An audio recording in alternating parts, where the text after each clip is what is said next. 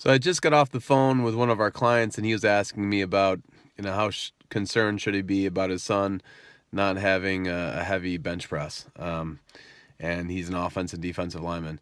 Here's the thing: you got to ask yourself this question: if you're doing the bench press to increase your performance, that's one thing. If you're doing it to increase your combine score, that's a whole different story. So to increase your combine, obviously, yeah, but you want to do what you're going to be tested. So it's 225 or whatever for reps, or depending on your age, if you're in high school, it's going to be less than that.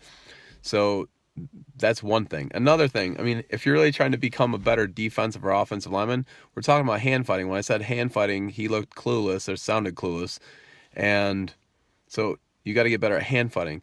One of the things that's the best to do to actually get better at hand fighting is to learn hand fighting technique. That seems kind of obvious. But then the next thing is, and most schools don't spend much time on hand fighting. So if you're great at hand fighting, the next thing is obviously tackling.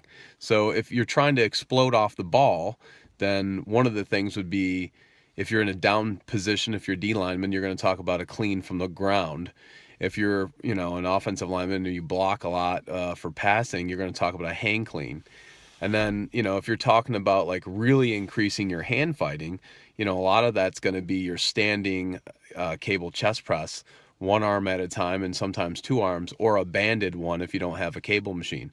So hopefully that's helpful for you out there for football. I know, the bench press is something that's great. At the same time, a lot of people have shoulder impingement and a number of other issues. And we're really not talking about maximum strength on your bench press anyway, if you're talking about getting ready for the combine, because again, it's a sub-maximal weight. So 225 or 185, 165, 155, depending on whatever you're testing at, is not going to be what your max is. So, work on some of the other lifts that are going to be helpful for you. But most importantly, start hand fighting out there. Please, you'll do yourself a huge, huge service by doing this.